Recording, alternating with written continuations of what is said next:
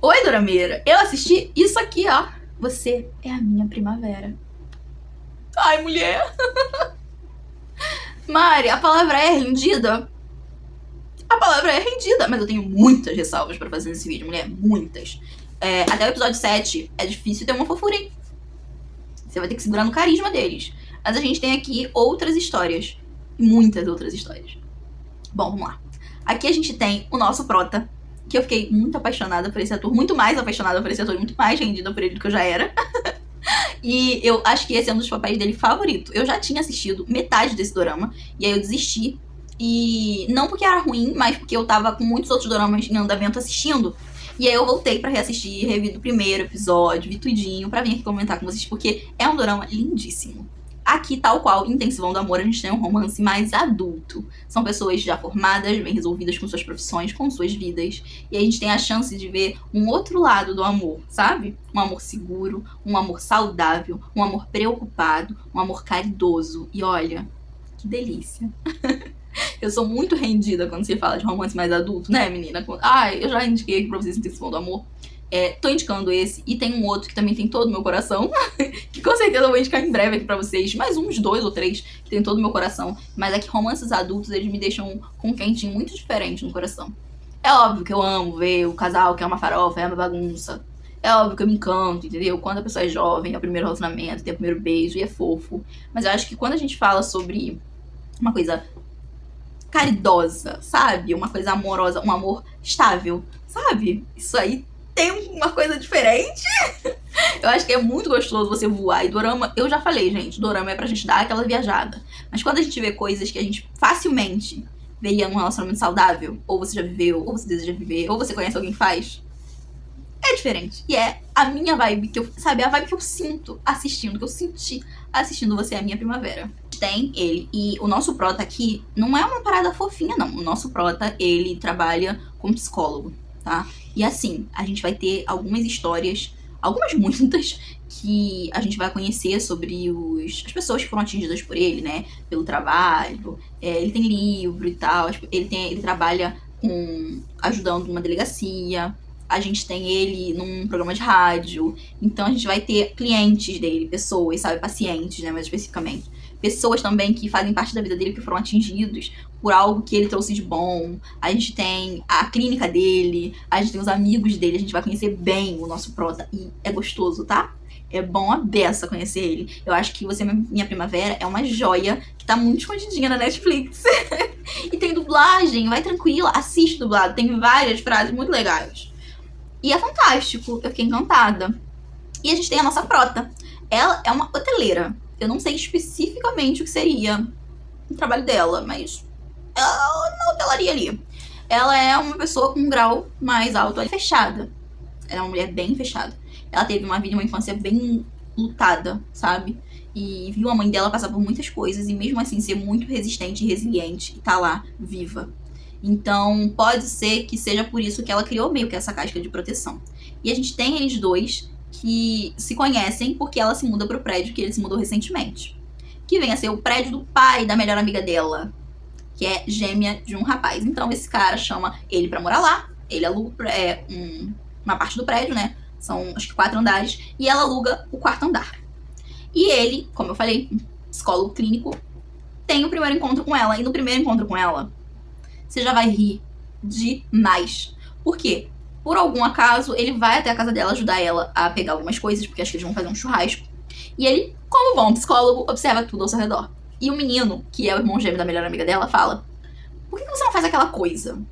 Aí ela fica muito confusa e ele fala: não, deixa isso pra lá, que não sei o quê. Mas ela fica curiosa e fala: que coisa? Ah, ele faz uma coisa estranha onde ele consegue falar tudo sobre você. Como se ele soubesse tudo sobre você através de uma conversa. E tipo, que ele absorveu o seu. E a menina desacredita no ato. Mas ele vai lá e prova ela. Eu acho que quando você ouve algumas coisas ali no primeiro episódio, você fica na dúvida porque não tem certeza da história, não sabe dela ainda, não viu os flashbacks, mas conforme você vai vendo, você entende que tudo que ele falou faz muito sentido. E ele fala de um livro, um conto especificamente, de Edgar Allan Poe, O Gato Preto, que eu gosto muito, eu acho muito interessante. Se você assistiu A Queda da Casa de Usher, você já ouviu falar sobre.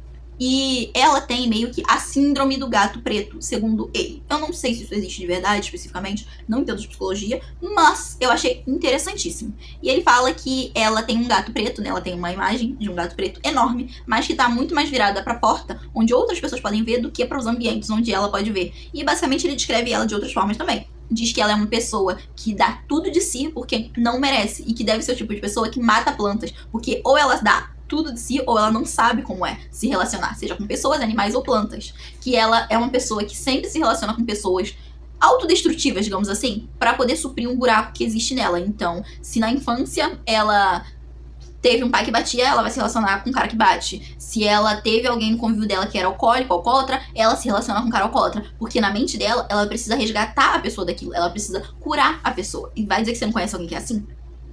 E ele basicamente especifica que ela sempre se relaciona com os caras ruins, sabe? Os caras maus. Mas que tudo isso tem a ver com ela e não com as pessoas que ela se relaciona. E que, além de tudo, ela sempre vai dar prioridade a querer oficializar, ter algo importante mesmo com alguém que seja assim, sabe? Especificamente mal. Além de tudo isso, ele deixa bem claro que ele sabe pessoa que é um pássaro sem pés. E aí, quando eu ouvi, eu fiquei meio... Mas é que, tipo, que é uma pessoa que não tem casa, que nunca vai fazer daquele local um lar, que tá sempre se mudando e sempre lutando e dizendo que quer muito ter um lar, mas que pelo que sofreu na infância, nunca vai ter. Eu vou parar por aqui, mesmo eu tendo gostado muito desse primeiro diálogo, porque eu não quero dar mais spoilers do que eu já dei. Mas basicamente, a partir daí, ela pega muita raiva dos comentários dele, manda ele calar a boca, se irrita, e o menino, que é muito bocudo, o irmão gêmeo da amiga dela, meio que dá a entender que ele tá mais do que certo, que ele acertou em tudo. E a gente vê daí em diante que ele começa a sentir meio que uma sensação de que deveria cuidar dela, de que deveria proteger ela. A gente tem o decorrer da história e a gente vai vendo que ele começa a se fazer necessário quando ela precisa. E aí ela tem um problema lá com uma goteira na casa, ele vai lá ver se consegue ajudar, e eles começam a ter umas trocas, e a gente começa a ver de uma forma muito saudável o desenvolvimento e o desenrolar do ato deles de se conhecer. Por que eu tô fazendo essa pausa dramática? Porque daí em diante a gente vê entrar uma nova parte dessa história, que é o crime. Tá tendo uma sequência de assassinatos há alguns anos já, ao redor dali. Inclusive, uma dessas fatalidades gerou o coração do nosso prota. Sim, o nosso prota tem um problema de coração seríssimo. E ele ganhou um transplante de coração. Esse transplante de coração faz muito parte da história, porque ele tem um coração de uma pessoa que era importante para as pessoas de uma parte ali da história. Não vou falar quem, vai ter que assistir.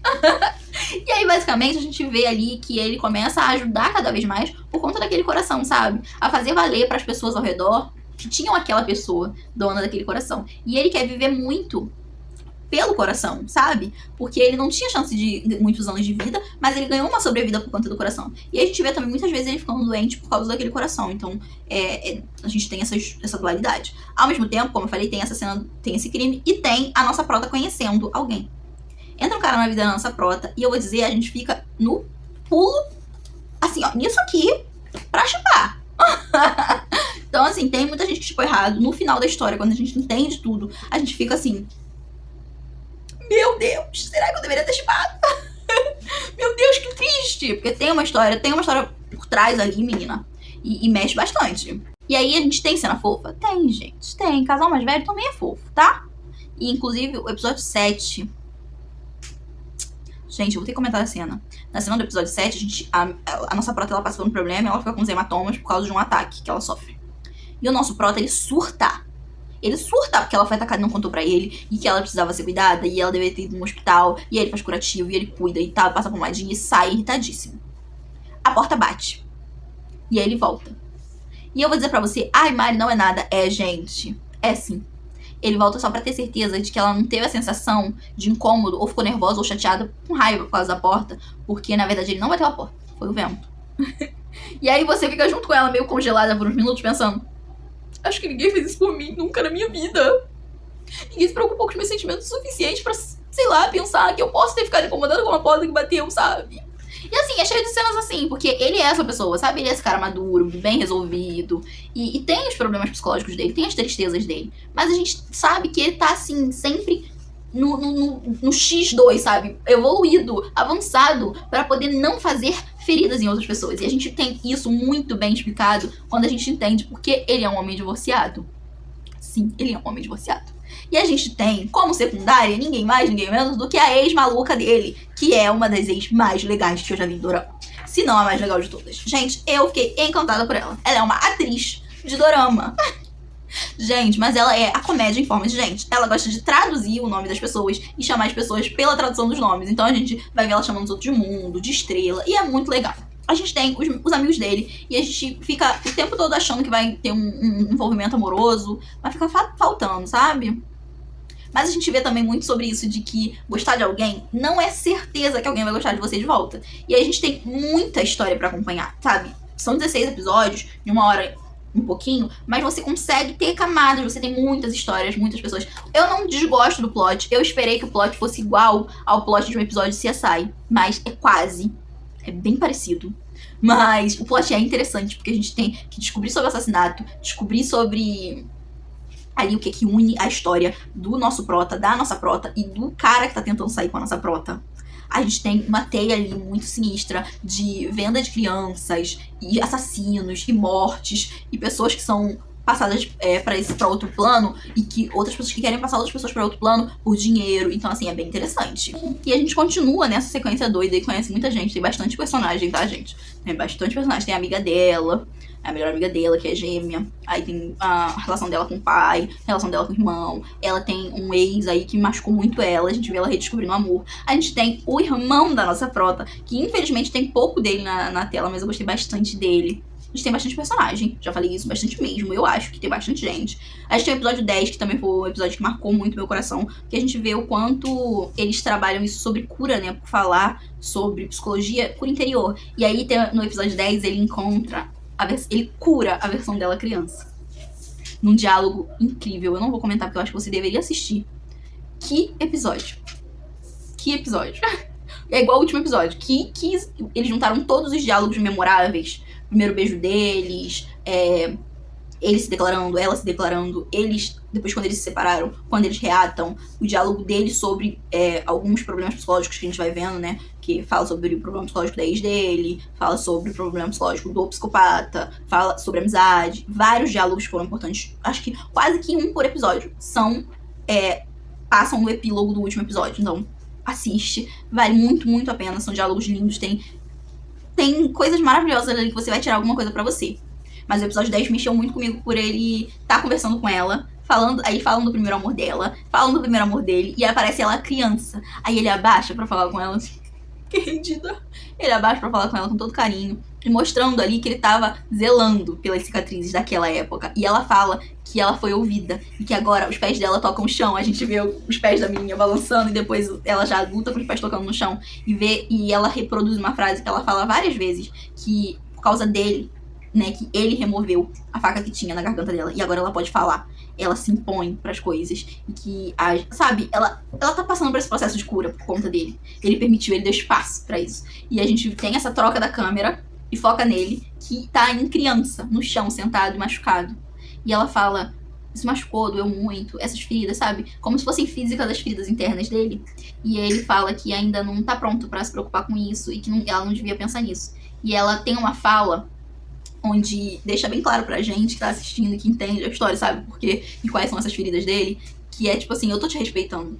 Eu sei que tem alguma coisa que você ainda precisa tratar, e eu tô te dando espaço pra fazer isso. E a gente vê no decorrer que funciona, e é delícia, gente. Que delícia. Sabe que tempo é muito importante, porque como eu falei, ele tem esse problema, né? Ele teve problema no coração, passou pelo transplante. Mas ao mesmo tempo, o transplante meio que tem quase uma validade de 10 anos. Eu não sei se é porque se agravou a doença dele, não é muito bem explicado. Mas ele tem meio que quase a certeza de que 10 anos ele tem bons pra dar pra alguém. Mas que depois disso ele não sabe muito. Pode ser que continue tudo bem, pode ser que aconteça alguma coisa. Ele passa e dá vários sustos aí no decorrer, né, da série por causa de doença. E um resfriado pode atingir muito. Transplante é uma coisa séria, eu imagino que de coração deve ser ainda mais. E aí a gente vai vendo quanto tempo é trabalhado aqui. Aqui a gente fala de minuto, de hora.